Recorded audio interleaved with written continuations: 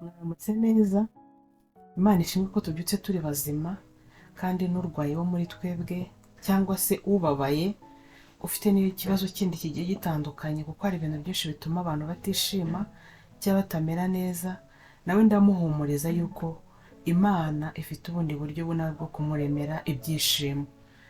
Rero reka twiragize Imana kugira ngo twinjire mu mwanya wo kuganira ijambo ryayo tumeze neza, tunayishimira ko yabanye natwe, tukaba tubyutse turi bazima, kuba babashije kuryama, kuko harimo n'ababa baraye mu kazi bakora, hari ababa bafite impamvu zatumye bataryama, ariko no kuba uriho uhumeka, utera intambwe ukumva birakunda, ufite ubwenge bwibutsa kubwira ati yewe nyabuneka burakeye taha, cyangwa se ufite ubwenge bukwibutsa ikintu runaka, nabyo ni imbabazi z'Imana, kuko hari n'abantu badafite ubwenge bubasha kubibutsa. Rero kadushimira Imana y'amahoro, kuko niyo igira icyo ikora ikanagisohoza, niyo iduha gusinzira tukabasha kubyuka turi bazima.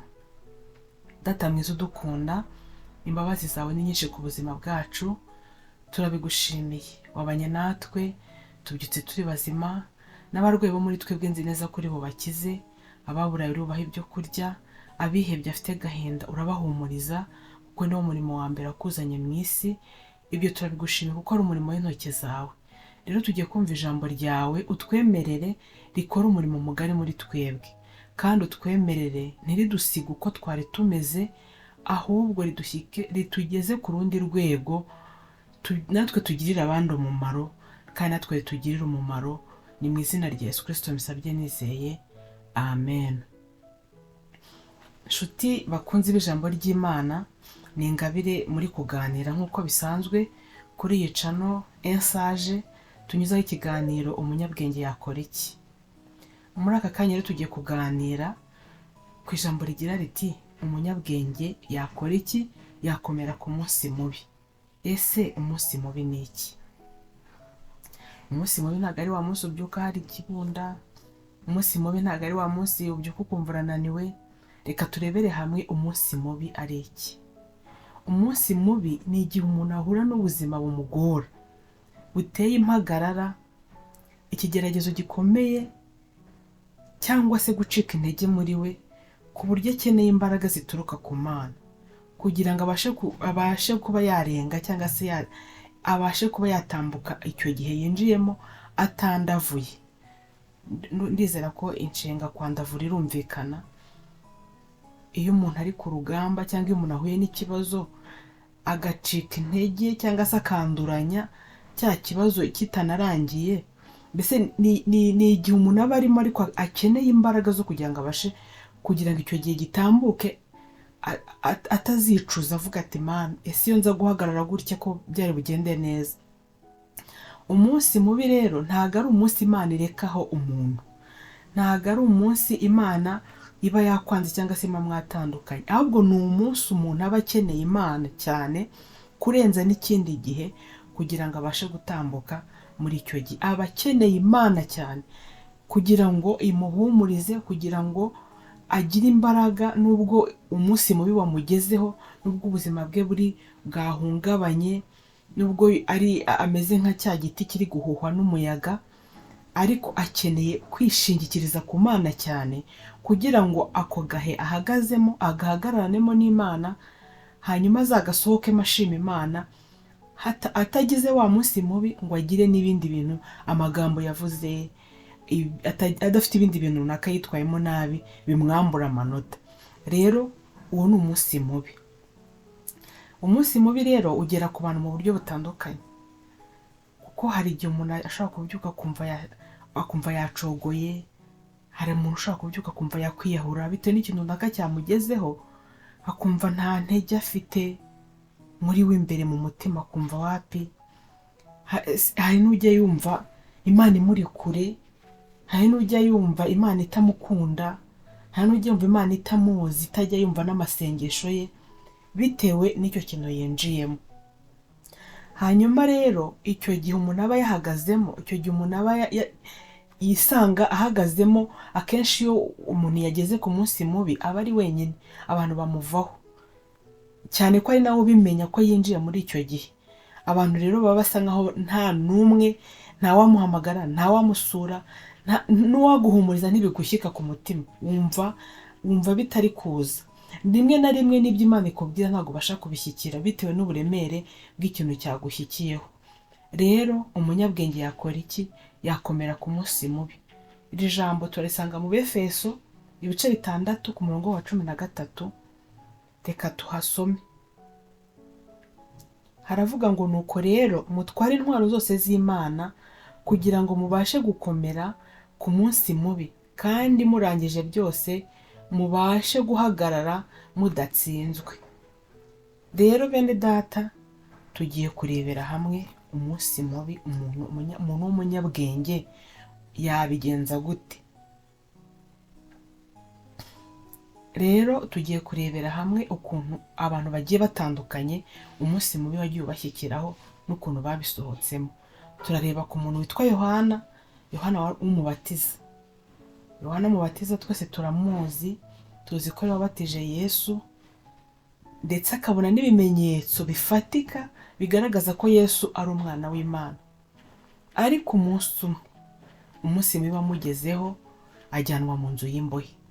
Amaze kugera mu nzu y'imbohe, aribaza ati ariko se wa muntu nabatije ni Yesu, n'undi uzaza ntago ari we, bimeze gute? Kuko yumvaga ko kuba ari umwana w'Imana byonyine, kuba ari Kristo, kuko Yesu yaje mu isi kugira ngo atubature.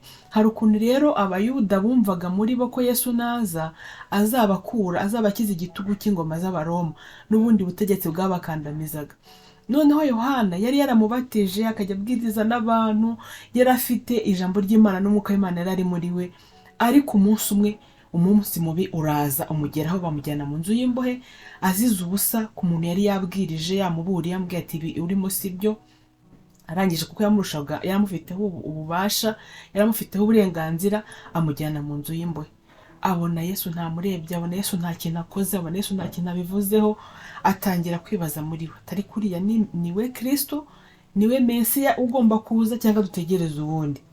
Niko gutuma abigishwa be aravuga ati nimugende mumumbarize utese ni wowe Mesiya cyangwa dutegereze undi. Mu by'ukuri Yohana nkeka ko icyo gihe yatekerezaga ko avuga ati uyu muntu ninjye namubatije, natabikora kuko nanjye namubatije, arabikora kuko ari mwene wacu, yari mubyara we, bari baziranye cyane. Yumvaga hari akantu Yesu agomba gukora akamusohora mu nzu y'imbohe. Ariko bene data, mbibutse yuko abizera cyangwa abahisemo Kristo, urugamba turwana ntago rurwanishwa umubiri, ntago rurwanishwa imbaraga nk'izi tubona, nubwo nazo zijye zikora, ariko urugamba turwana ni urugamba rwo mu mwuka, ntago rurwanishwa umubiri, ntago rurwanishwa icyene wabo. Hanyuma rero Yesu amaze kumva ibyo Yohana yamutumyeho, aramubwira, nta n'ikindi kintu yamusubije, yabwiye ati mugende mubwire Yohana ibyo mwabonye n'ibyo mwumvise, mugende mubwire uti impumyi zirahumuka, ibirema birahaguruka bikagenda, abarwayi barakira, abapfuye barazuka, ndetse n'abakene barabwirwa ubutumwa bwiza. Mugende mumubwire. Mu by'ukuri ayo magambo Yesu yamusubije ntabwo aricyo gisubizo Yohana yiyatandaga kumva. Yumvaga ari bumubwira ati ejo nzagusura cyangwa se ejo nzakoresha itegeko. Yumvaga hari ukuntu biri bugenda agasohoka mu nzu y'imbohe. Ariko Yesu yamusubije ashaka kugira ngo Yohana agarure ibyiringiro, yongera agire imbaraga, yongera abone Imana, yongera abone ubwiza bw'ubumana. Amwibutsa imirimo y'Imana. Akenshi iyo turi mu kigeragezo tukarebera Imana mu kigeragezo duhagazemo, ntago tubasha kuyibona. Niyo mpamvu Yesu yamubwiraga ibiri kuba. Aramubwira ati abapfuye barimo barazuka, abarwayi barimo barakira, ibipfamatwi birimo birumva, ibimuga, ibirema biri guhaguruka bikagenda, ndetse n'abakene bari kubwirwa ubutumwa bwiza, kugira ngo yumve, amwibutse imbaraga z'Imana, amwibutse urukundo rw'Imana, amwibutse imirimo y'Imana, amwibutse ubwiza n'umucyo w'Imana, bimugarure mu murongo, ye gutakara yibaza turiya niwe Mesiya. Rero niyo mpamvu Yesu yamusubije gutya, kugira ngo yongere akomere, yongere agire imbaraga, yongere agire ibyiringiro. Niyo mpamvu natangiye mbabwira ngo umunsi mubi ntabwo ari umunsi Imana ikurekaho, ahubwo ni umunsi uba uyikeneye cyane kugira ngo iguhe imbaraga, ikube hafi, ubashe gusohoka muri uwo munsi utandavuye, udatsinzwe. Yohana rero Yesu yamusubije gutyo, arangije anamubwira ati kandi mumubwire ngo hahirwa uw'ibyanjye bitazagusha. Hari igihe twinjira mu kigeragezo, hari igihe kiguhagama ukumva kirakuremereye, ukajya utangira kwibaza ku mvugo y'Imana, ukajya utangira kwibaza ku mirimo y'Imana, ukayibazaho ibintu byinshi. Iyo rero udafite imbaraga z'Imana n'ijambo ryayo, uva muri kwihana, kuvuga uti Imana mbabarira, naracogoye, mbabarira nasuhuje umutima, mbabarira nakwibajijeho, naranakurakariye. Ariko umunsi mubi ni wa munsi uba ukeneye Imana kugira ngo iguhe imbaraga, ubashe gusohoka muri ibyo bihe wahagazemo. Hanyuma umunsi mubi waje kugera kuri Yozefu umuhungu wa Yakobo. Umunsi mubi wamugezeho ubwo yajyaga gusura bene se bari ku rugamba, barangize bari baramugiriye ishyari kuva ari umwana, kubera urukundo ababyeyi bamukundaga, cyangwa se buriya umwana ari igihe akundwa bitewe n'ukuntu yitwara. Hari igihe yari afite comportement nziza zituma ababyeyi bamwiyumvamo kurenza abandi, kandi yari anafite na vision, yari afite iyerekwa ryiza rikomeye rituma bene se bamugirira ishyari. Noneho rero ajya kubasura, barangije avuga bati reka tukwereke ture za nzozi zawe aho zizasohorera. Bahita bamugurisha. Biragoye bene data, ikigeragezo cyinjiye kinyuze ku muntu wawe w'imbere, giciye ku muntu wo mu rugo, giciye ku muvandimwe, giciye ku muntu wawe wa bugufi. Uriya ikigeragezo kikuriho ariko ari cyo hanze, kukirwanya no kukihanganira biroroshye. Ariko iyo giturutse ku muntu wawe, wabonaga ko ari we wakagufasha amaboko, wabonaga ko ari we wakaguhumurije, akaba ari usunika ikigeragezo cyawe. Kira kigeragezo kiravuna, kigora umutima kukihanganira. Ariko Yozefu yisanze yagihagazemo. Bene se baramugurishije, bamaze kumugurisha ageze muri Egiputa, ajya kuba umucakara, ajya kuba umugaragu. Ahageze naho shebuja aramukunda, ariko nyirabuja nawe atangira kumubonamo undi mumaro udakwiriye, atangira kumwifuza ngo baryamane. Arangije Yozefu yihagararaho uko yari afite Imana muri we, aravuga ati hoya, nubwo mpagaze mu minsi mibi ntago nahemukira Imana. Arabyanga. Amaze kubyanga, nyirabuja aravuga ati abona ko akojejwe isoni n'ibimubayeho, amushinja ko yashatse kumufata ku ngufu amujyana mu nzu y'imbohe. Bwari ubuzima bugenda buhereza ubundi, ikigeragezo kimwe gihereza ikindi kitarangira. Kandi twibuka amasezerano yari afite, indoto yari afite. Byari ibihe byamuprovoka kwibaza ngo ni Imana yambwiraga, ni ibintu nifuzaga, yari amarangamutima yanjye, kuko igihe ahagazemo kiramuremereye kandi kiramukomereye, kandi ari kugenda asunikwa ahantu habi kurenza aho yatangiriye. Nyirabuja rero atuma yinjira mu nzu y'imbohe, iminsi mibi ayihagararamo, ariko arakomeza yikomeza ku Mana, ntiyatsindwa kuri uwo munsi. Amaze kwinjira muri gereza rero, ntabwo Imana yamuretse, kuko nawe ntiyayiretse, yagumanye nayo, arakomeza arayikunda, arakomeza arayizera. Rero byatumye aza gusohoka muri iyo minsi mibi, aba umuyobozi mu gihugu cya Egiputa. Rero yaza guhindukira akavuga ati ubu buzima bw'ibigeragezo, ubuzima bw'intambara ndaburambiwe, akemera ibyo nyirabuja amubwira, cyangwa agashaka izindi nzira zo kwirwanirira, byari kwangiza umugambi w'Imana, byari kwangiza icyo Imana igambiriye ku buzima bwe. Kuko ibyo Imana itugambiriraho, ibyo dutekerezaho ni byiza kandi bifite imbaraga, ndetse n'umugambi muremure, ni projet ndende. Ariko noneho hari ukuntu twinjira muri iyo minsi mibi ikadushungura, ikatugerageza, hanyuma iyo tubashe guhagarara neza, wa mugambi w'Imana ureshwa, ntabwo ushyikaho.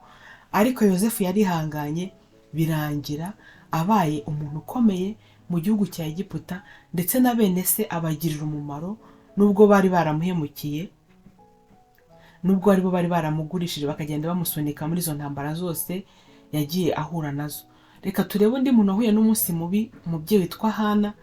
Igihe yagiraga ikibazo cy'ubugumba, buri wese iyo ashatse aba yiyatanda ko agomba kubyara, agomba kubona urubyaro. Hana rero we ntibyamuhiriye, yagezeyo biranga, ariko akagira mukeba witwaga Penina wari uzi gusunika ikigeragezo cye neza kikamubabaza neza kikinjira mu ndiba y'umutima. Hana rero ubwo buzima bubamo, urwo rugamba rwinjiramo, arababara, arateseka. Umugabo akajya agerageza kumuhumuriza akamubwira ati urukundo ngukunda rukurutira abana benshi b'abahungu, ariko akumva kubera mukeba yahoraga amujomba akumva ntatuje muri we, icyo kintu kiramuremerera. Bene data ntabwo ari ibintu byoroshye, buriya gushaka ukabura urubyaro ni ikintu gikomeye, ni ikintu kiremereye kandi umuntu atabasha kwiha ahabwa n'ijuru ryonyine. Rero iyo periyode na Hana ntabwo yamworoheye, yaramuremereye cyane. Arangije umunsi umwe rero nibwo yaje kwegera Imana arasenga aravuga ati ndakwinginze nyemerera umpe umwana. Imana iza kumva gusenga kwe, ariko icyo gihe nawe cyaramuremereye. Ariko niyo mpamvu navuze ngo umunsi mubi ntabwo ari umunsi Imana ikurekaho, ni umunsi irushaho kukwegera uba uyikeneye cyane. Nawe yaje kubona umwana, ariko uwo mwana yamubereye ibyishimo bimwibagiza akagahinda kose yatambutsemo. Akajya avuga ati uwari ingumba abyaye 7 kandi yarabyaye 1. Rero nawe igihe urimo rwose wikomeze ku Mana, nugisohokamo uzasohokera mu mbyino z'abanezerewe uri gushima Imana. Turebe na Yesu nawe ubwo yari mu gashyamba k'Igetsemani, uburyo umunsi mubi wamusohoreyeho. Yesu yageze mu gashyamba k'Igetsemani, abigishwa bamera nk'aho nabo bamuhanye, bamera nk'aho bamutereranye. Arangije nawe yareba ibyaha by'abari mu isi biri ku mutwe we, yareba inkoni agiye gukubitwa, yareba umusaraba, yareba igikombe agiye kunyweraho, akabona biramuremereye. Twibuke ko ngo yasengaga ngo ibyuya bye bikajya bimanuka bimeze nk'ibitonyanga by'amaraso. Arangije avuga ati data, iki gikombe ni kindenge, ariko arigara avuga ati niba uko nshaka ahubwo bibe uko ushaka. Nawe cyari igihe kimuremereye cyane, ariko aravuga ati data, igikombe ampaye ntabwo ngomba kucyanga, reka nkinywereho. Aravuga ati niba uko ngiye nshaka ahubwo bibe uko ushaka. Icyo gihe nawe agitambukamo arakirenga. Twibuke Yobu yari afite abana, yari afite amatungo, yari afite ubutunzi, kandi Yobu nta cyari yarakoze, nuko nyine Satani yamurwanije. Imana na Satani bamugiriyeho impaka, Imana iremera nyine ko bimubaho.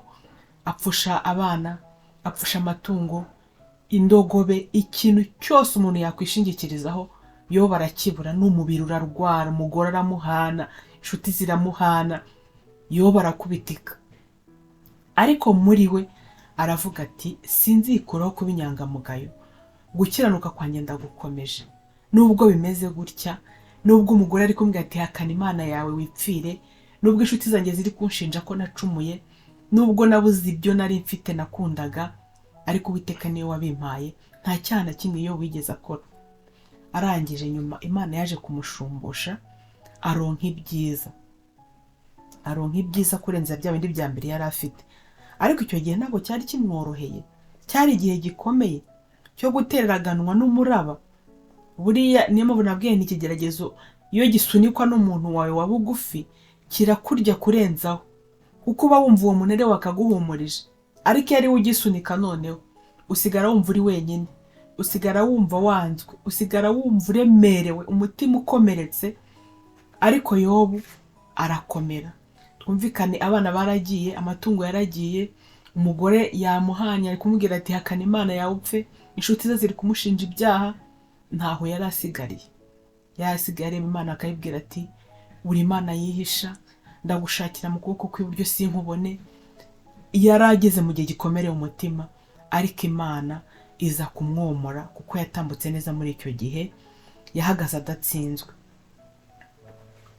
Rero mwene data nawe birashoboka kandi birumvikana, hari ibyo uhagazemo. Rwose ishingikirize ku Mana, wireba ku bantu, wivuga ko bakwanze, wivuga ko bagutereranye.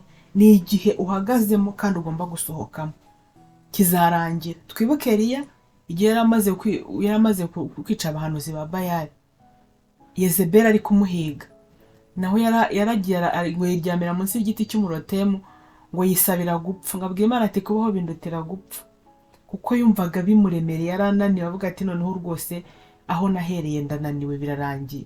icyambere akiza nuko nakwipfira. Ariko nawe marayika yaraje aramukomeza, amuhereza amazi aranywa, amuhereza umutsima ararya, arakomera.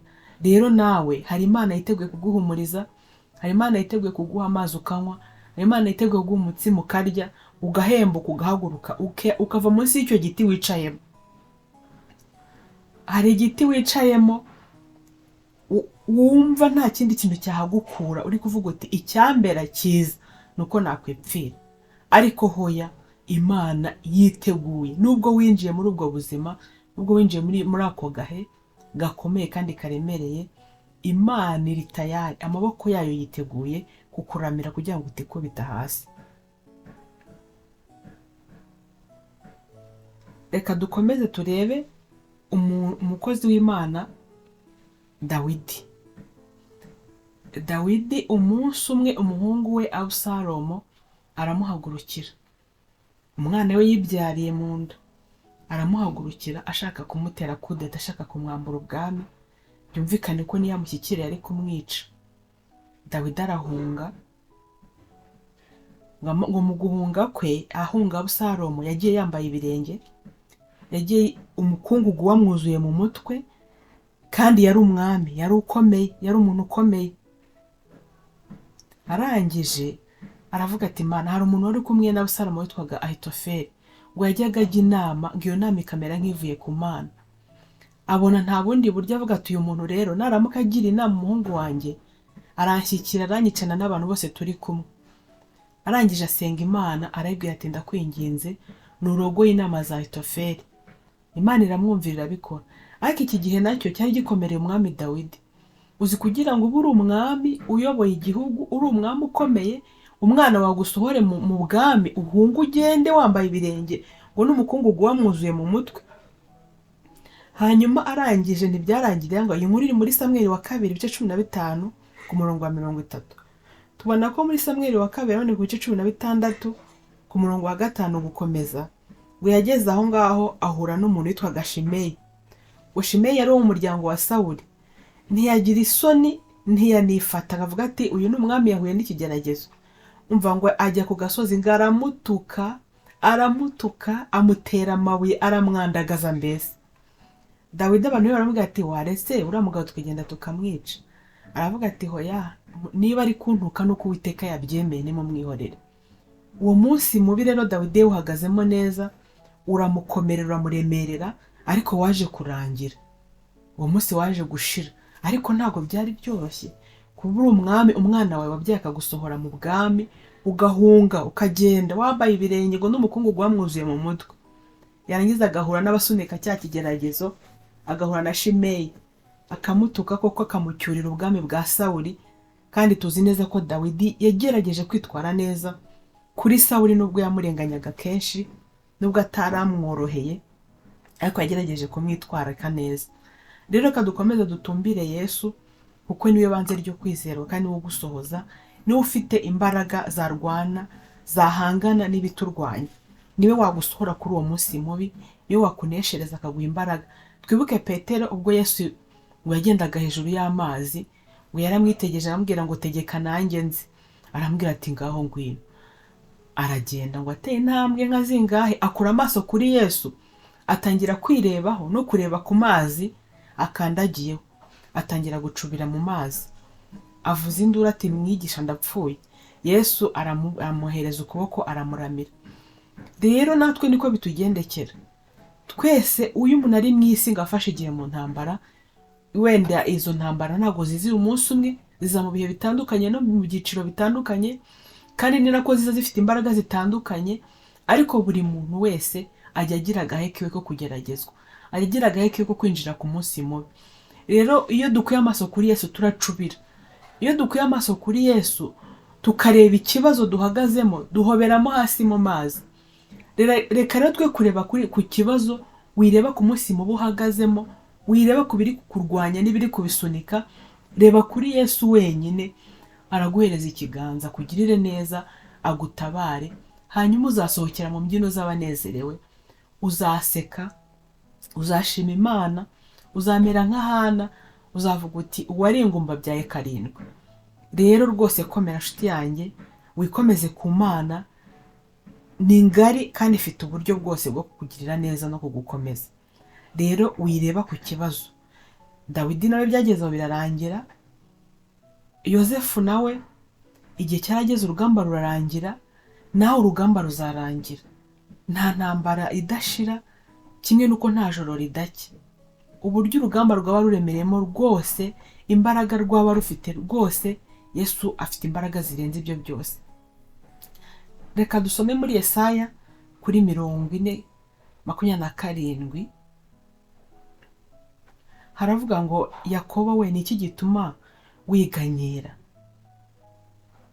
Uhasimbuze izina ryawe, uhashyire Mariya, uhashyire Paul cyangwa irindi zina, uhashyire izina ryawe.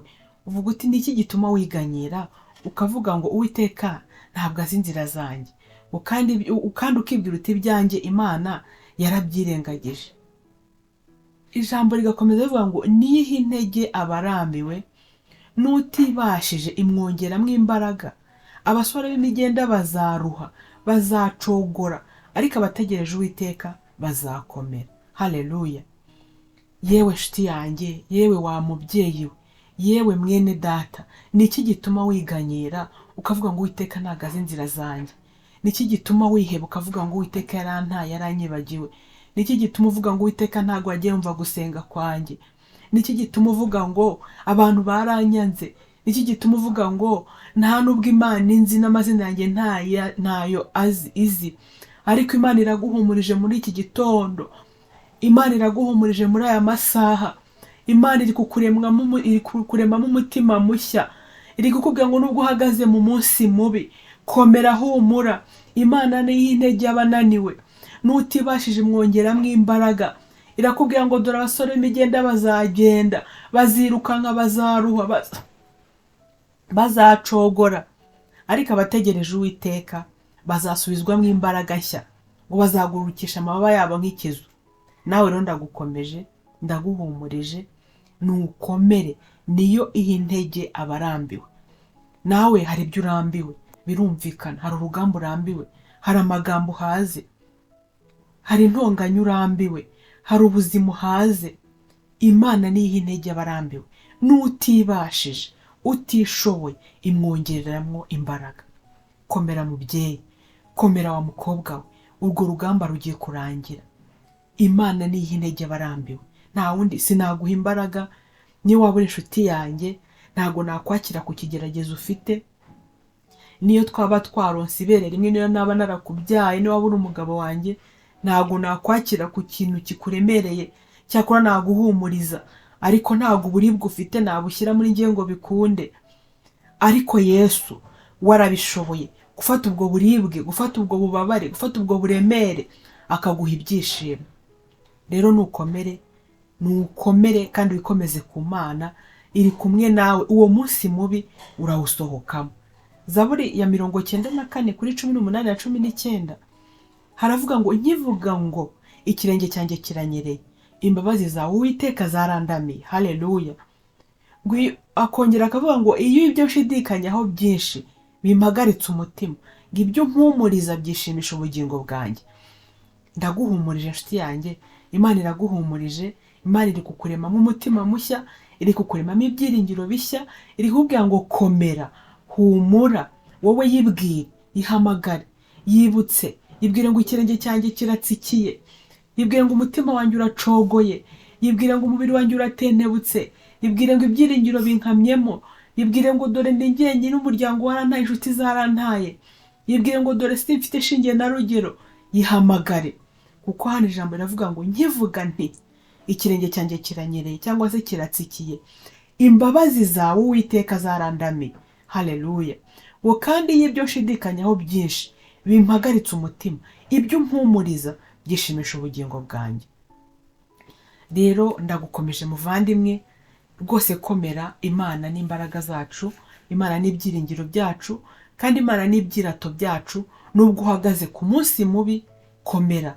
Imana avuga ngo mutware intwaro zose z'umwuka kugira ngo mubashe gukomera ku munsi mubi, kandi muhagarare mudatsinzwe. Intwaro z'umwuka ni ijambo ry'Imana, ni ukwizera, ni ugusenga, ni ukuri, ni ibyiringiro. Guma hamwe, shikama, wigira ubwoba. Izo ntare nubwo ziri gutontoma ziraziritse. Wigira ubwoba nubwo ubona umuryango waguhagurukiye. Twibuke wa mudamu w'umupfakazi muri Bibiliya Yesu yazuriye umwana, ngo yari afite umwana umwe w'ikinege, umugabo yari yarapfuye, umwana ararwara arapfa. Bagiye kumushyingura, bari kuvayo bagabana ibye, we bakamusezerera. Arangije ahura na Yesu. Yesu amugirira ibambe, Yesu amugirira imbabazi, ategeka ubuzima bwe buba bushyashya, amuzurira umwana, amugarurira agaciro, amugarurira izina, amugarurira icyubahiro, amugarurira. Haleluya. Nawe komera, nubwo ubona wateshejwe agaciro, nubwo ubona umunsi mubi uri kugusharirira, nubwo ubona hari n'abari kubisunika cyane bikarushaho kukubabaza no kukuremerera, Yesu arahari kugira ngo akugarurire izina, kugira ngo akugarurire agaciro, kugira ngo yongere akubake kandi wubakike. Amahoro y'Imana nabe muri wowe, ibyiringiro byawe nibyongere bizamuke. Ongera wikomeze ku Mana, ongera uyitumbire, ongera uyihamagare, wibwire uti dore nacogoye. Niyo yonyine intege abananiwe, kandi abatibashije ikabongeramo imbaraga, kandi yibwire rwose yiteguye kuguha imbaraga no kukurengera. Nimukomere kandi namwe mukomeze abandi, dukomezanye. Uru rugamba ruzarangira, Yesu aradukunda. Haleluya, haleluya. Nimukomere pe, nimukomere pe, kandi mukomeze abandi. Nawe uzabera abandi ubuhamya, uzabera akabando undi yakwishingikirizaho. Ubwo buzima uhagaze, nk'uko turi kuvuga ba Yohana, tukavuga ba Yosefu, tukavuga ba Dawidi, tukavuga Yesu, tukavuga Yobu, nawe ubuzima uhagaze buzakomeza abandi. Hari uzakugana akubwira ati mwene data ndapfuye ndashize, ukamubwira uti hoya ntabwo upfuye, nanjye icyo gihe nagihagazemo ariko kirarangira. Komera, nawe ubwo buzima urimo buzabera abandi urumuri, buzabera abandi umucyo. Rero rwose reka twikomeze ku Mana. N'ahana yageze aho araseka, yageze aho arishima, araheka, arakikira. Nawe wakikira bigakunda, nawe washima Imana bigakunda. Birashoboka pe, haracyariho ibyiringiro. Imana y'amahoro irushaho kubishimira no kubahumuriza no kubaha imbaraga zo gusohoka no gukomera muri iyo minsi mibi muhagazemo. Reka dushimire Imana. Data mwiza, twavuga byinshi ariko ni wowe uzi igikwiriye mu mitima y'abantu, ni wowe uzi icyagirira umumaro buri wese uri kumvira ijambo. Nyemerera uvure imitima kandi uyubake, yongere ikomere, yongere yeguke. Iyo igihingwa cyarabye kikumva amazi kirahembuka, amazi ni ijambo ryawe. Nyemerera ucunshumura amazi yawe, ugushe imvura y'urujojo mu mitima y'abaguhanze amaso, mu mitima y'abagutegereje, mu mitima y'abateze ibiganza. Uhanagura amarira ku maso y'abarira, bongere bahagarare beme bavuga imirimo n'ibitangaza ukorera abantu bawe. Bongere babone umucyo n'ubwiza bwawe, babone kuri Imana itabara. Urakoze kumva gusenga. Bana na buri wese mu ntambara arimo, umugirire neza kandi umurwanirire, azasohokere mu mbyino z'abanezerewe. Ni mu izina rya Yesu Kristo mbisabye nizeye, amen.